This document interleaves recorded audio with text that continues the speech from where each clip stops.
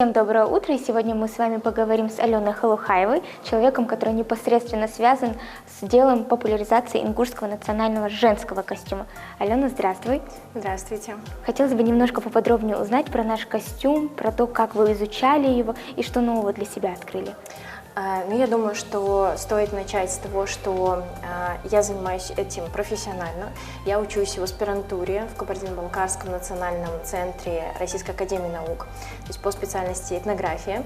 И тема как раз-таки моего исследования, моей диссертации, она напрямую связана с изучением женского традиционного костюма второй половины 19 века, начала 20 века. Собственно, вот примерные образцы, которые мы сегодня видим здесь. И также особенностями свадебной ингушской моды 20 века и 21 века. Вообще костюмом я начала заниматься вот так осознанно, я бы сказала, да, именно в научной сфере где-то порядка 5 лет, 5 лет назад, вот такой был дан старт, скажем так, когда я еще училась в магистратуре, и нужно было определяться с тематикой моего дальнейшего исследования. Меня всегда интересовала материальная культура ингушей, и когда я первый раз, это еще было, конечно, задолго до того, как я познакомилась с работами Зины Абойны Наркиевой, я, конечно, в них вот бесспорно влюбилась. Я поняла, что действительно, во-первых, сам человек, ее фигура, к сожалению, при жизни мне не удалось с ней познакомиться, вот, но я очень хорошо знаю ее дочек, и вот после общения с ними, в принципе, да, вот изучения материалов о ее творчестве, знакомством с самими ее работами, я поняла, что я хочу продолжать ее дело, хочу отметить, что она была не просто дизайнером свадебной моды, она была действительно исследователем костюма. И в ее планах было даже создать музей национального костюма при свадебном салоне, что вот несомненно мне импонировало, потому что я сегодня вот, да, понимаю, что действительно костюм нужно изучать, костюм нужно сохранять, потому что в наше время у нас столько различных, скажем так, веяний, моды, да, и вот все-таки национальный костюм, он должен вот оставаться, как мне кажется, каким-то таким немножко неприкосновенным, да, и в первую очередь нам нужно понимать, зачем тот или иной элемент использован, да, в ансамбле наряда, почему тот или иной орнамент, где он должен был располагаться, и вот действительно большую роль Зина Абойна сыграла еще в том, что в рамках изучения костюма, в том, что она собирала старинные лекала, по которым отшивались действительно ингушские наряды, потому что, как мы знаем, сегодня мы в большей степени имеем дело с стилизацией национального наряда, да, когда вот мы задаем вопрос о том, действительно, какой был национальный наряд, в чем его особенность, да, к сожалению, мы очень часто получаем тишину в ответ. Да, и поэтому вот столько таких вот важных точек, которые, как мне кажется, именно сейчас, когда еще живо старшее поколение, да, с которыми мы можем поговорить, пообщаться, узнать наименование того или иного элемента костюма на ингушском языке, что крайне важно, потому что это непосредственно отображает, скажем так, время бытования этого элемента в костюме. Вот пока еще у нас есть возможность, мы вот всеми силами должны это делать. И после этого уже я выбрала тему для своего исследования и потихоньку, по крупице начала изучать. При этом хочу сказать, что это был крайне и есть, даже не то, что был, есть крайне такой сложный путь, потому что очень часто, особенно когда мы говорим про наряд 20 века, да, очень часто все эти воспоминания о нем, да, вот там моя тетя рассказывала, допустим, но каких-то деталей мы, к сожалению, не можем, допустим, вытащить из интервью с информантом, и поэтому как бы приходится копать еще глубже. Мы отправляемся, если сохранились, например, семейные архивы, фотографии, допустим, если еще живы сами невесты, которые выходили замуж, там, допустим, уже вот в последепортационное время, кто помнит. И вот каждая такая вот история для нас это была действительно такая вот победа.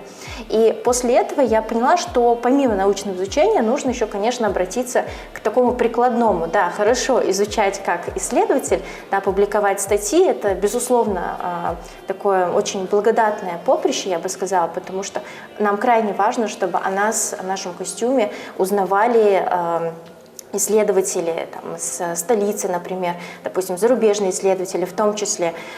Мы выезжаем на конференции, где тоже стараемся вывозить и часть вот, как бы визуальной нашей коллекции, чтобы это вот, скажем так, текст был всегда подкреплен картинкой. И я понимала, что прикладное направление, оно также крайне важно, и нам нужно его как-то развивать. И, получается, 3 года назад мы запустили проект, руководителем которого являлась я, который назывался «Душу».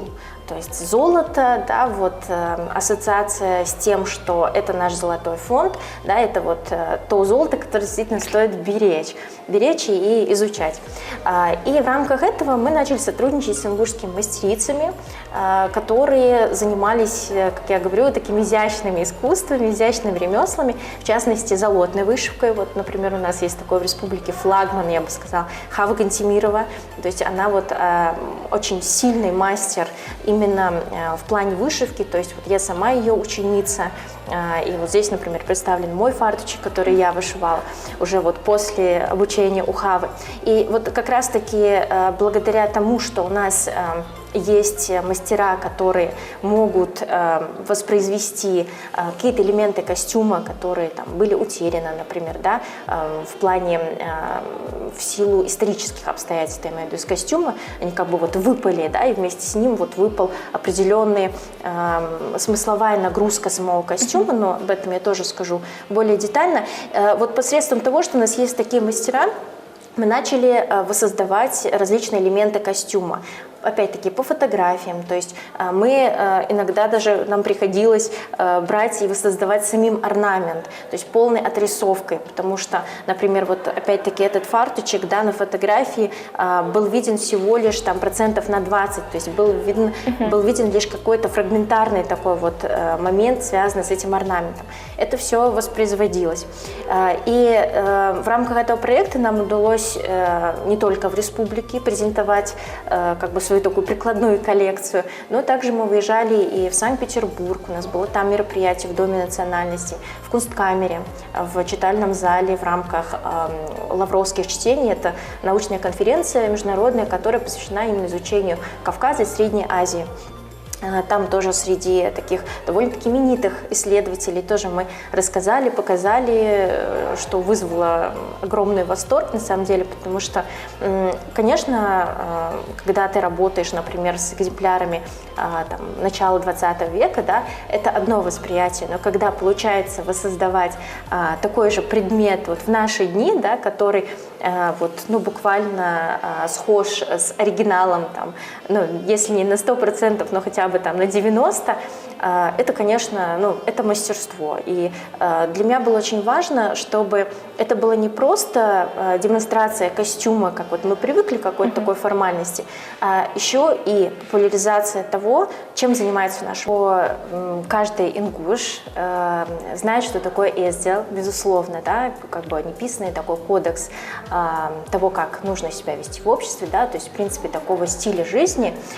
И сегодня, конечно, в современных условиях, да, нам, возможно, сложнее его соблюдать, но хочу отметить, что в рамках вот такого, да, системы эздела в прошлом еще большую роль занимал Барстан эздел, то есть это этикет одежды ношения.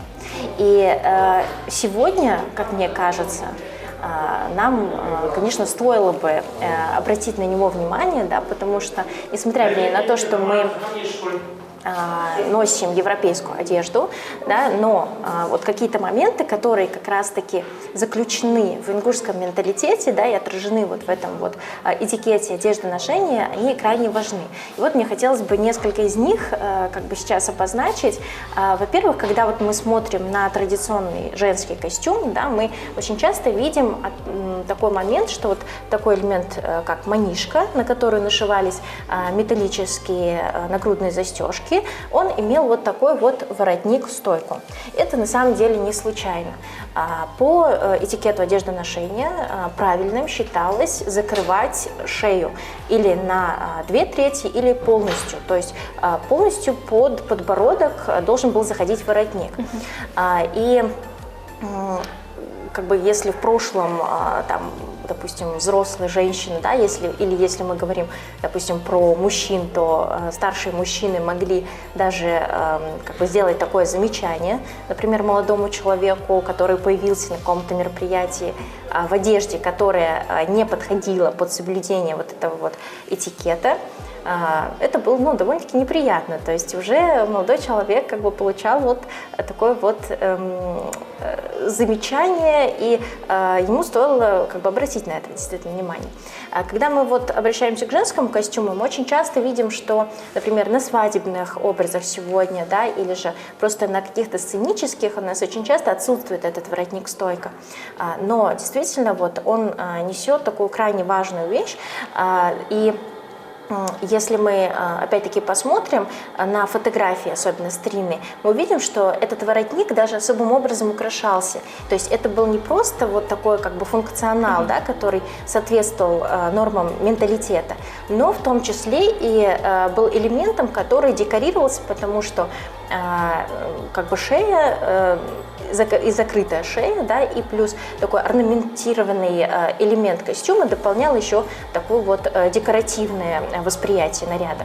Второй момент – это длина рукавов. То есть если мы посмотрим, мы знаем, да, с вами, что в принципе национальный женский наряд конца 19 века, начала 20 века, он такой трехсоставный.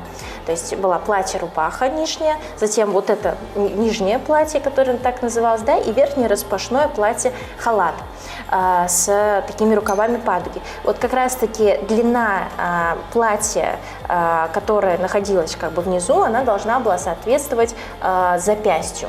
То есть тоже не выше, то есть также считалось, что там оголив это место на какой-то там сантиметр, да, и если кто-то это в обществе считал, то также мог получить такое вот порицание, скажем так. В рамках наряда мы видим определенную такую цветовую ось. То есть вообще архитектоника наряда, она заключалась в том, что если мы посмотрим, как построена башня, да, широкая у основания, особенно боевая, если мы говорим, да, широкое у основания и сужающаяся вот до одной точки краешка вот этого верхнего камня, да, вытянущаяся вверх.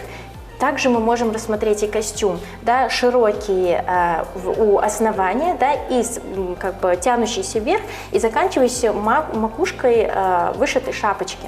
Да, и поэтому цветовая ось, она еще больше вытягивала силуэт девушки, придавая вот такое вот идеальное, скажем так, воплощение ее. И опять-таки, обращаясь, если мы обратимся к концепции Эздела, да, то есть такое понимание, как куц. То есть как воплощение вот такого идеального, без единого какого-то, да, изъяна, образ, да, вот что-либо. И вот в отношении костюма как раз-таки вот это куц, оно очень хорошо, скажем так, применимо. И в принципе такой наряд на ингушском называется духар. То есть вообще в ингушском языке более 10 наименований одежды существовало. А духар – это значение, передающее вот такое возвышенное, да, нечто вот такое гармоничное, возвышенное явление. И вот как раз-таки этот фарточек, он помимо, да, цветовой гаммы, помимо декора, еще, например, для невесты, это вторая целевая аудитория, скажем так, этого элемента костюма, он передавал особое такое охранительное значение, то есть на этот фарточек наносился особого рода орнамент, который был материальным воплощением для невесты, пожелание ей быть матерью, многодетной, да, такой женщиной рода своего, чтобы она, вот так же, как, например, растительный орнамент, который вот у нас здесь, допустим, вот на этом фарточке использовался, да, это вот считалось, что невеста это олицетворяет как бы растение, которое, распустившись, да, потом даст свои плоды. И было очень важно именно в этот день невесту защитить от вредоносной магии по вот представлениям прошлого, да. И, конечно же, существовал целый обряд надевания этого фарточка на невесту. Вот мы сейчас примерно так продемонстрируем, да, то есть женщина завязывала на талии этот фартучек, причем эта женщина была представительница рода отца, она была многодетной матерью, возможно, у нее уже были даже внуки. Она заходила в комнату к невесте вместе с молодой девушкой незамужней, тоже у которой были живы родители, надевала и многочисленно осыпала невесту нускаллоцаш. Да, и вот одним из таких главных пожеланий, как я уже сказала, было быть ей многодетной матерью, быть хорошей хозяйкой, да, продолжительницей рода. И вот после свадебного дня невеста снимала с себя это одеяние, да, и по бытовавшей традиции передавала его незамужней заловке, если такая имелась, старшей незамужней заловке, или же, если такой не было, то девушке, которая из как бы рода мужа, которой предстоит замужество. Да? Или же, если тоже такого не находилось, она оставляла этот наряд у себя для того, чтобы передать все эти элементы уже своей дочери там, или там, племяннице вот, и так далее. То есть невеста — это был как бы последний образ, да, в котором используются эти фарточки. Конечно, после того, как ислам уже укоренился, да, в Ингушетии, когда вот все вот эти языческие моменты, скажем так, они были отброшены, вот этот растительный орнамент, да, его искусственное исполнение, оно, конечно, стало нести уже такую декоративную роль и передавать, опять-таки, принадлежность этого элемента именно к ингушскому костюму. Вот здесь вот, например, воссозданы элементы, которые были скопированы с реальных образцов таких фарточков, то есть эти орнаменты, они относились где-то примерно к началу 20 века. То есть сами эти изделия, да, бывало такое, что, например, в наряде 1985 года использовался орнамент начала века. И за счет того, что эти орнаменты также от мастера к мастеру передавались, мы можем говорить о том, что они действительно вот бытовали в контексте костюма. Вот на вас тоже, например, фартучек, в котором использовался орнамент с поясных подвесок невесты, которая выходила замуж в 1941 году. И они были изготовлены не непосредственно для нее, а это было изделие тоже начала 20 века. То есть по факту этот орнамент, он также присутствовал на шапочке невесты, то есть очень часто орнамент на шапочке, на фарточке перекликались между собой. Он был вот также вот воспроизведен. И, конечно же, это была вышивка, ручная работа, это была золотная вышивка золотыми или серебряными нитями. Вот в данном случае на вас работа тоже нашего мастера Хава Гантимировой, нашей золотошвейки. Мне кажется, это уже можно как-то внедрить в наши обыденные образы. Мы стараемся. Это красиво. Да, над этим работаем. Спасибо вам большое, Алена, за то, что рассказали. Я много нового для себя узнала, поэтому желаю вам творческих успехов и научной новизны в вашей работе. Спасибо вам большое.